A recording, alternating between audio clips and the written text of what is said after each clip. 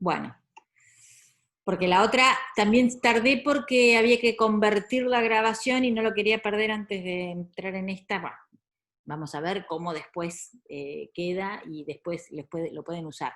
Bueno, los estaba explicando un poco y había avanzado sobre el estadio del espejo, el texto del estadio del espejo, de las 8 proposiciones sobre el estadio del espejo. Les recomendé que vean el videíto del bebé frente al espejo, que yo cuando hacíamos la clase presencial les hacía ver el video como si fuera, bueno, vamos a ver esta película, dura menos de un minuto, unos cuantos segundos, pero ahí, si ustedes observan cada detalle de esa acción del bebé frente al espejo, van a entender algunas cosas que dice el texto, ¿sí? Que es interesante que entiendan. Digamos, de qué se compone toda esa escena del estadio del espejo, y vean ustedes que nosotros incorporamos este tema del estadio del espejo porque esto no queda tan claro justamente en la teoría de Freud. Freud, en realidad, el término de estadio del espejo no es de Freud, es de Lacan, de Jacques Lacan, que fue digamos, un psicoanalista muy importante, y para nosotros en Argentina, digamos, la mayoría de los psicoanalistas, de los psicólogos, se han formado en lo que llamamos la escuela lacaniana de psicoanálisis, por eso es muy importante que ustedes también conozcan ese nombre, que no es tan famoso como el de Freud, pero para el campo del psicoanálisis sí lo es muy importante, es un seguidor, digamos, un lector de Freud, pero que, digamos, transformó la teoría freudiana psicoanalítica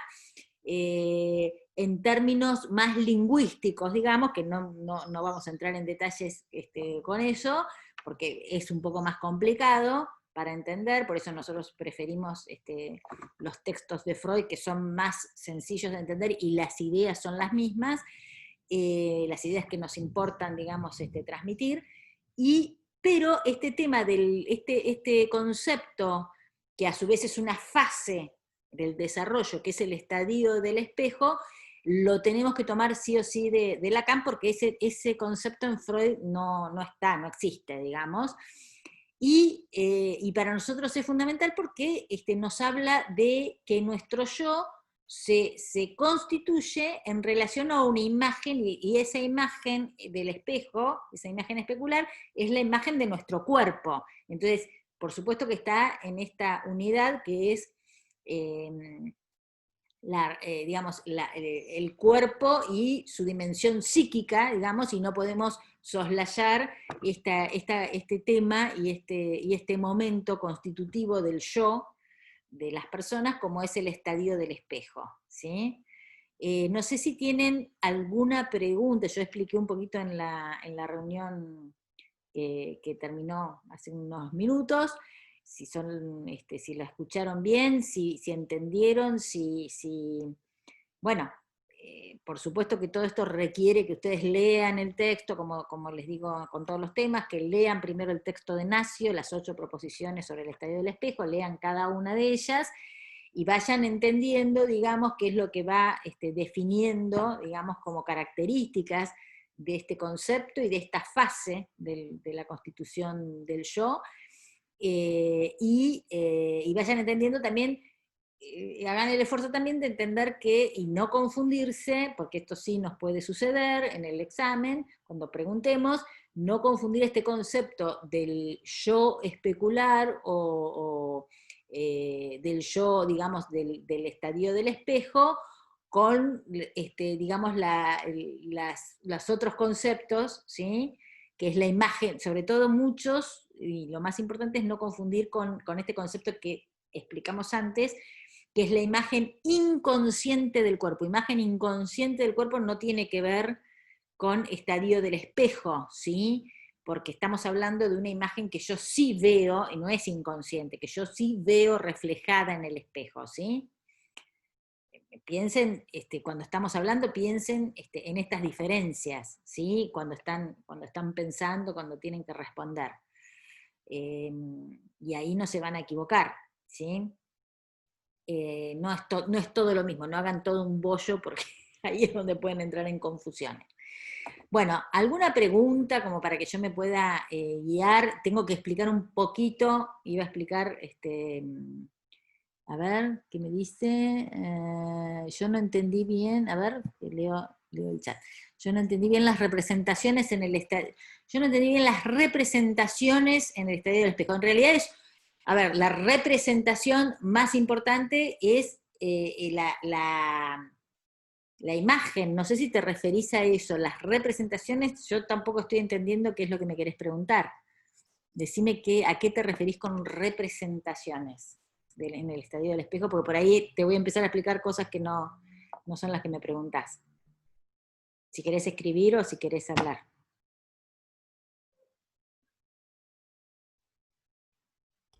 Profe, ¿le puedo hacer una consulta A ver, con respecto a otra pregunta? sí, sí. O sea que cuando hablamos del estado de espejo podemos hacer también alusión a la percepción de la otredad, sería, o sea, porque dice que el infante se Sí. autopercibe gracias a que ve como que es similar al individuo que lo está apoyando o que lo está agarrando, ¿no? ¿Puede ser? ¿O estoy equivocado? Los tiene por ahí, los sostiene en sus brazos. Sí. Acordémonos que estamos diciendo que este estadio del espejo, como fase, se da entre, digamos, no se podría dar antes de los 6 meses, ahora les digo por qué, es entre los 6 meses y el año y medio, los 18 meses, ¿sí? Lacan lo ubica en ese periodo. No se podría dar antes y tampoco después, ¿sí? ¿Por qué no se podría dar antes, decimos, esta posibilidad de verse y reconocerse en esta primer, digamos, paso de la constitución yoica en el espejo de la formación del yo? Porque en realidad antes de los 6 meses, para el bebé verse o no verse en el espejo es indiferente. Si ustedes hacen alguna prueba, digamos, puede aparecer alguna reacción, digamos, llamativa, pero en realidad antes de los 6 meses, en general, esa imagen para el bebé va a ser indiferente, ¿sí? No sé si me escuchan porque acá se largó a llover fuerte y hay un ruido ahí de lluvia. Sí, Eh, profe, se escucha. Se escucha igual. Bueno, ¿qué tal? Ay, por suerte veo a alguien, Gisela. Eh, a ver, me perdí un poco en la pregunta que me hacías. Rodrigo eras, ¿no? Rodrigo, me habías preguntado, ¿qué me habías preguntado? En base a la otredad, o sea, la Ah, percepción de la otredad es... bueno, sí, yo, este término evidentemente está en el texto, pero yo lo definiría mejor, más simple, cuando hablamos del otro. Voy a gritar un poco porque evidentemente hay un ruido de fondo muy, a ver, no voy a poder lograr nada porque es en el techo, así que no puedo ni cerrar las ventanas ni las puertas. Profe, usted no se escucha, pero nosotros la escuchamos. Yo la escucho fuerte. No, entonces soy yo. La escucho gritar. Ah, grita. Sí. Eh, a ver, la cuestión es en relación al otro, o sea, ¿quién es el otro en el estadio del espejo? La función del otro. Ahí tenemos que distinguir un concepto también, que es el otro con mayúscula, ¿sí? El otro escrito con mayúscula. Cuando Lacan escribe el otro con mayúscula, se está refiriendo a un otro muy particular, a un otro especial, que en general es el otro materno, es la madre, ¿sí? Es el otro primordial. El otro primordial para Lacan es la madre, lo llama en estas de distintas maneras, pero tengamos en cuenta siempre cuando decimos la madre, que no nos estamos refiriendo necesariamente a una mujer, siempre lo aclaro esto, por los temas que van a venir después, que vamos a tratar después. Cuando la madre siempre es una función, les digo, ¿no? No quiere decir que esa función la tenga que cumplir sí o sí la mujer y la madre biológica, ¿sí? De un niño. A un niño lo puede cuidar quien encarne la función materna, ¿sí? Mejor o peor, será, digamos, su relación con esa función materna y no tendrá nada que ver con la encarnadura biológica de esa madre, ¿sí? Muchas veces es la madre biológica, pero a veces es otra mujer, a veces es incluso un hombre, a veces son varias personas que cumplen función materna, la función es una y la pueden cumplir varias personas. Ya vamos a ver más adelante, esto tiene que ver con los roles no pertenecen a las personas, son un papel que pueden cumplir una o más personas, es el mismo rol, ¿sí? O ese rol puede ser intercambiable con otras, ¿sí? No depende de la persona. Esto se los voy aclarando, anticipo otros temas, pero vuelvo, la cuestión del otro, ¿sí? En el estadio del espejo es una función fundamental porque ustedes lo ven ahí, yo siempre por eso los remito al videíto, porque ahí ese otro le habla al niño en el espejo, le habla con ternura, con afecto, ¿sí? Le dice, parece decirle, ese sos vos, le reafirma que la imagen que ve en el espejo es él, ¿sí? Como solemos hacer las madres, digamos, en esos momentos con los niños, en esas situaciones, ¿sí?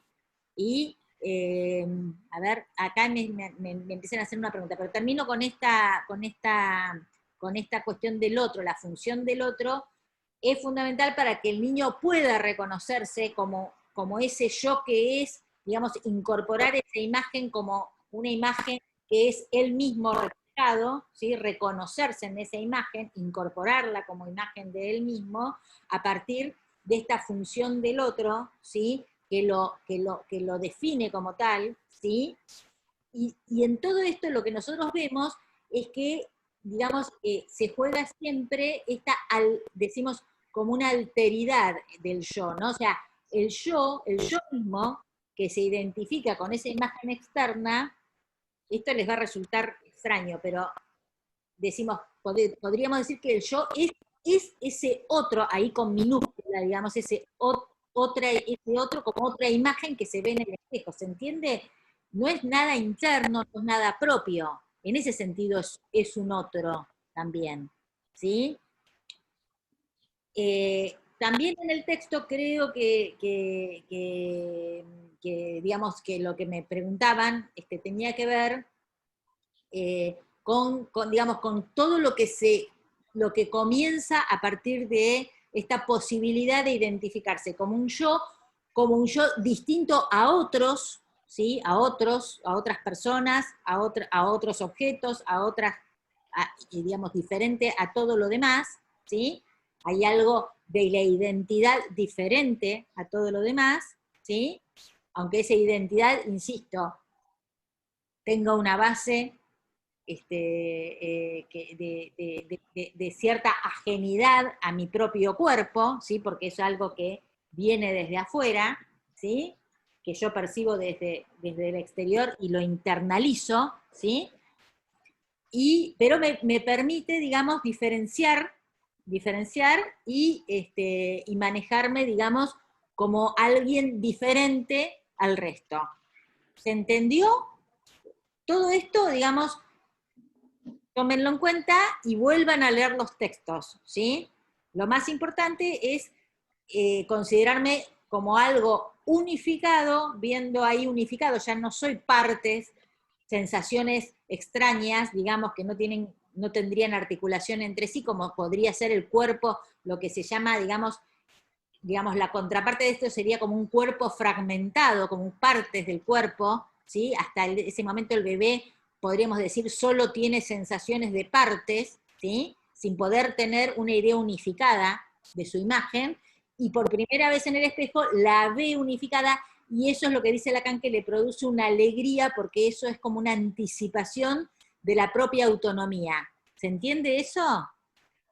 Por primera vez se ve unificado y siente cierto dominio, primero en la imagen, que luego se va a ir, digamos, de alguna manera reproduciendo en su propio cuerpo cuando él empieza a dominar realmente su propio cuerpo, porque hasta ese momento no lo domina, ¿sí? Fíjense que los movimientos son un poco torpes todavía, a la edad a los 6, 7 meses, digamos, ¿sí? Bueno, voy a leer esta pregunta a ver porque hay dos preguntas, bueno, no sé qué, lo de las representaciones, no sé bien a qué se referían todavía. Profe, me corrige si entendí mal. En el estadio del espejo podemos ver cómo se forma el niño a los 6 meses cuando se ve reflejado en el espejo, porque antes esa imagen no le es tan significante o significativa, podemos decir, pero luego a los 6 meses logra identificarse y se pone feliz al reconocerse como una figura entera. Se unifican sus percepciones. Sí, de alguna manera está bien descripto, sí, está bien. Está bien. Eso es lo que sucede a partir del estadio del espejo. ¿Sí? Bueno. Y lo de las percepciones, ¿será preposiciones, las 8 preposiciones? ¿Será que la compañera se confundió? Puede ser. Proposiciones, Las sí. representaciones, son Proposiciones. no preposiciones, proposiciones. Sí, lo dije mal recién. Bueno, es una palabra que bueno, la podemos confundir. Sí, son 8 proposiciones, o sea, son la describen estas 8, digamos, frases por las cuales, digamos, habla de diferentes aspectos del estadio del espejo, ¿sí? Puede ser que sea eso. Lo de las representaciones, insisto, yo estoy pensando que representación es un término que mencionamos mucho. La representación, si quieren, por las dudas, explico eso, digamos, es la imagen, o sea, como la palabra lo dice, ¿no? Es la imagen que cada uno tiene, digamos, cuando el objeto ya no está, digamos, es representar algo. Representación significa eso, es la representación, la nueva presentación de algo, pero que ya no está en mi percepción, sino que me quedó la representación. ¿Se entiende eso? Representaciones es con lo que se mueven mis pensamientos, digamos. Representaciones visuales, representaciones afectivas pueden ser también, representaciones de todo tipo de percepciones, ¿sí? ¿Se entiende eso? Las ideas son representaciones, si se quiere también. Hablamos siempre en términos del lenguaje, ahí hay una palabra que usaron significantes. Lacan, por ejemplo, utiliza la palabra para representación. Freud usaba representación, la representación palabra y la representación cosa, decía él. O sea, las imágenes y la representación de palabras, digamos, la palabra para él eran representaciones también. Y con eso se arman los pensamientos. Para Lacan habla de significantes, fíjense, como el término de lingüístico, digamos. Los significantes son las palabras que significan, son significantes. Pueden significar muchas cosas esas palabras. Pero no nos metamos mucho más, nosotros no les pedimos tanto, solo que no se confundan con los conceptos más importantes, ¿sí?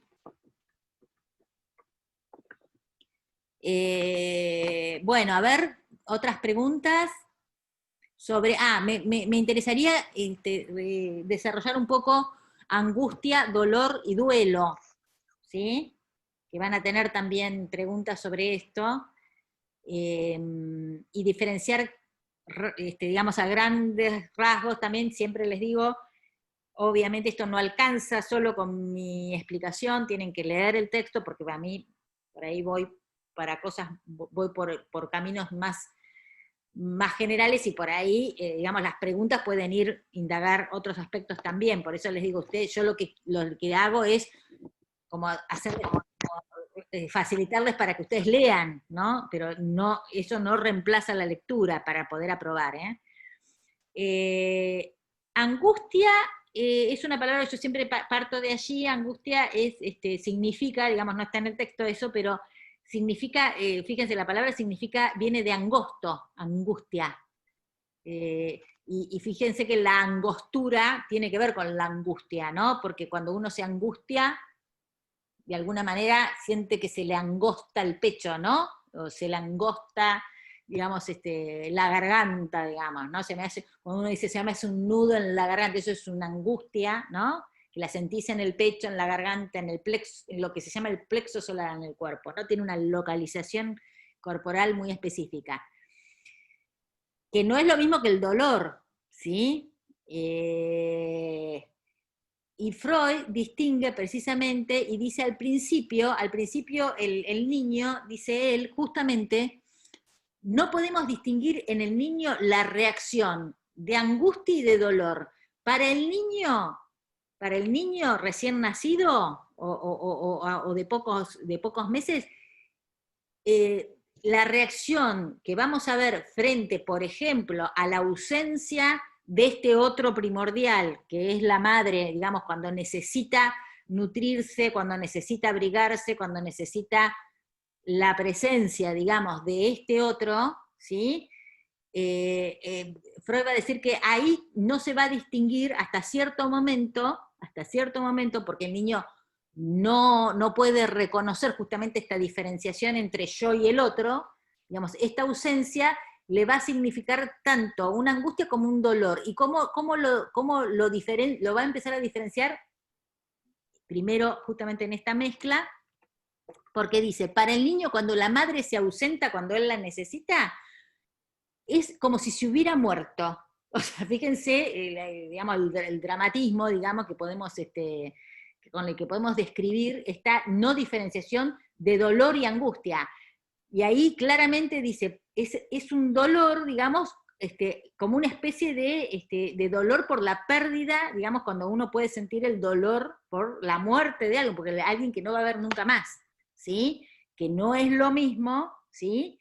Que la angustia, que ahí empieza a diferenciar, digamos, porque es muy importante diferenciar que dentro del concepto de angustia podemos distinguir dos tipos de angustia. Una que se emparenta mucho con esto que les acabo de decir, que es el dolor, que es la angustia que nos puede arrasar, ¿sí? Que incluso podemos comparar con el pánico, ¿sí? Los ataques de pánico vienen de esa idea de la angustia arrasadora, digamos, con lo cual yo no me puedo defender de ninguna manera, ¿sí?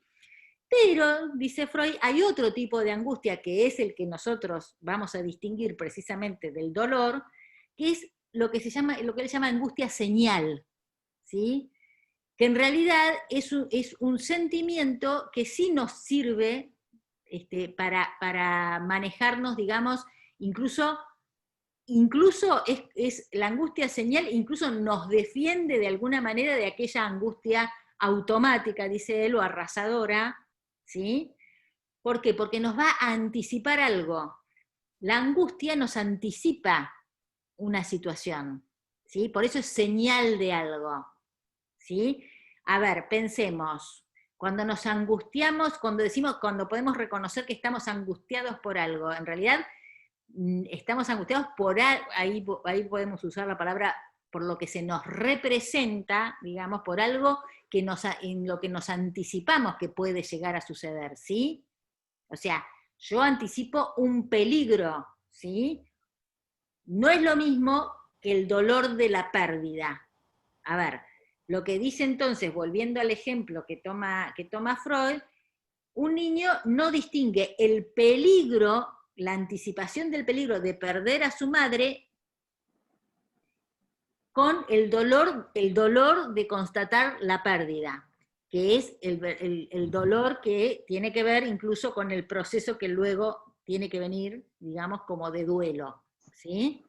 A ver, el dolor es la reacción, dice Freud, frente a la pérdida del objeto amado, podemos decir, completar así, de algo que nos importa, de un objeto que nos importa. En cambio, la angustia es la reacción frente al peligro que puede, digamos, en el que puede derivar, digamos, luego la pérdida del objeto, pero es frente a la situación de peligro. Una cosa es el peligro, otra es la pérdida concreta del objeto. Peligro de perder el objeto no es lo mismo que haberlo perdido, ¿se entiende? Entonces ahí está la diferencia entre angustia y dolor. Dolor, obviamente dolor. El dolor es una palabra que podemos intercambiar, el dolor psíquico y dolor físico, usamos la misma palabra. Incluso Freud usa la misma explicación, para explicar incluso el dolor físico, y lo compara con el dolor psíquico. Él dice, el dolor físico es sentir, digamos, que algo externo bueno, también puede ser interno, porque puede haber un dolor interno de algún órgano interno, ¿no?, del cuerpo, atraviesa una barrera, digamos, que no puede defenderse de ese estímulo que la ataca, digamos, ¿no? Pensemos, si yo me clavo algo, ¿no?, te siento dolor.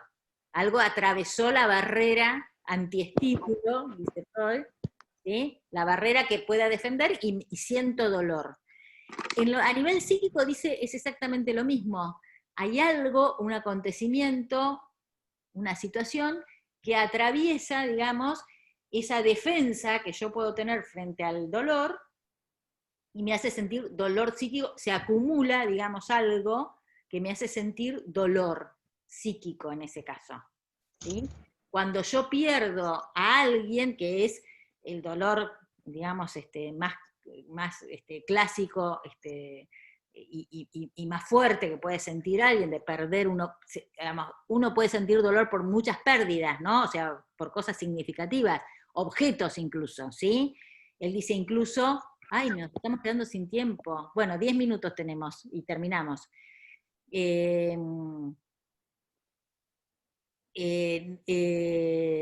Dolor incluso por ideas abstractas, dolor por perder la patria, dice él, por perder, o sea, también, ¿no? Se puede sentir dolor por muchos motivos significativos, pero tiene hasta la misma explicación, si se quiere, energética. Ustedes lo van a leer en el texto, ¿sí? Cuando se acumula esa tensión, digamos, y se siente ese dolor. En cambio, la angustia es la que me permite de alguna manera orientarme, ¿sí? Por eso digo, de alguna manera tiene como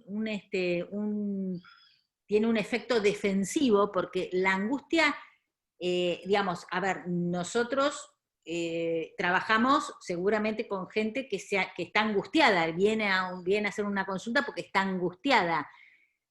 Muchas veces, a veces, o muchas veces no, a veces, esas angustias, podemos incluso pensar en la situación actual, las angustias que vivimos, en realidad son, si se quiere, normales. O sea, no siempre la angustia implica algo patológico, eso quiero decir, ¿no? O sea, no siempre hay que, digamos, hay un remedio que, digamos, para evitar, digamos, o tenemos que evitar esa angustia. Esa angustia es lo que nos permite entender que no estamos en una situación normal, ¿sí?, habitual, que nos tenemos que preparar, nos ayuda a prepararnos frente a lo que puede venir, ¿sí?, anticiparnos. ¿Sí? Sí, me lo preguntaba hoy, ese llorón dormilón.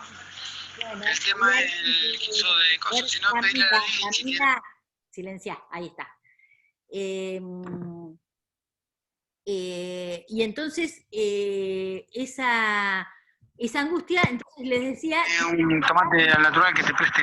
Ya, estás con el micrófono abierto. A ver. Si lo podés silenciar porque no sé qué pasa. ¿Sí? Entonces, esa es la diferencia fundamental. Y paso a la explicación, bueno, no nos queda mucho más, sí, 7 minutos, del dolor que nos conduce al concepto de duelo. Duelo es, en realidad, que les decía, viene de dolor, viene, por supuesto, también de una pérdida, de haber perdido un objeto. En este caso, los duelos, bueno, obviamente son objetos, no cualquiera objeto, por cualquier objeto uno hace un duelo, y ese duelo lo que define es un proceso. Es un proceso que se da en el tiempo, y que Freud va describiendo en forma muy interesante, digamos, porque nos permite pensar muchas situaciones de nuestra vida psíquica, ¿sí?, frente a las pérdidas que todos en algún momento tuvimos, tenemos o vamos a tener, ¿sí? En este momento también uno podría pensar que estamos atravesando cierto duelo de nuestra vida habitual, de nuestra vida normal previo a esta pandemia, digamos, y cómo nos tenemos que habituar, digamos, y eso necesitó un tiempo y un proceso para acomodarnos, y ese proceso lleva tiene distintas situaciones, a veces de enojo, a veces de angustias, a veces de depresión, pero dentro de un cierto parámetro, los duelos son normales, son situaciones normales, no hay nada patológico tampoco necesariamente en un duelo, ¿sí? Eso es muy importante también que lo sepamos, porque en nuestras culturas creemos que, digamos, con nuestra, digamos, que nos proponen permanentemente, que tenemos que estar siempre y permanentemente felices consumiendo lo que nos ofrece el mercado y en una felicidad constante. Bueno, eso es un valor cultural que en realidad, más bien, eso sería comprar eso sería lo, si se quiere, lo patológico desde algún punto de vista, porque en realidad, digamos, nosotros nos aferramos a las situaciones, a las relaciones y a los afectos, y obviamente cuando los perdemos, cuando los vamos perdiendo a lo largo de la vida, necesitamos esos procesos de duelo que son completamente normales hasta que, digamos, en algún punto pueden transformarse en algo patológico. ¿Cuándo se transforman en algo patológico? Cuando en realidad se estanca ese proceso, ¿sí? O cuando se interrumpe ese proceso. Freud dice por eso que lo más sano en un duelo es no interrumpirlo, digamos, es dejar que ese tiempo transcurra, que ese proceso de duelo, de ir quitando, él dice, el proceso de duelo, ¿qué significa? Constatar que el objeto ya no existe, digamos, en mi realidad, ir, digamos, quitando de a uno esas ligazones, digamos, por eso es muy importante lo de los tiempos, los acontecimientos que vamos recordando, y reincorporar la energía que nosotros teníamos puestas o proyectadas en el objeto, y ese objeto quedará en la memoria, en la representación, pero esa energía la necesitamos recuperar, por eso en un primer momento nos quedamos sin energía, es como que todo está puesto en esa pérdida, ¿sí? Y eso con el tiempo necesita de recuperación, digamos, de a poco, digamos, de esa energía para poder ponerla en otras situaciones, porque la energía es la misma siempre. Esto es importante, digamos. Nosotros tenemos una energía determinada que vamos situando en distintas situaciones, en distintas relaciones, en distintos acontecimientos de nuestra vida, pero la energía no podemos tener múltiples energías, ¿se entiende? O sea, no podemos estar, digamos, viviendo una situación de tristeza junto con otra, de alegría junto con otra, o sea, no, la energía la vamos colocando y descolocando y colocando en otras situaciones, y así va transcurriendo. ¿Se entiende esa idea? Porque digo, si no, no se entiende este proceso de duelo, eso que necesitamos recuperar del objeto que ya no está, para poder colocar y seguir nuestras vidas, digamos, sin necesidad, sin que esto signifique olvido, porque no se trata de olvidar ese objeto, ¿sí? Ese objeto quedará, digamos, en esa representación de la memoria, pero no la energía, no así la energía con la que nosotros, digamos, habíamos colocado y convivido ida y vuelta, digamos, en esa relación. Por eso, cuando decimos que hay un duelo, decimos también que algo, digamos, el duelo implica cierta pérdida de algo propio, ¿no? No solamente el objeto, sino que se pierde también toda esa situación que uno vivió con ese objeto, entonces hay que recuperarlo para poder volcarlo en otras situaciones, ¿sí?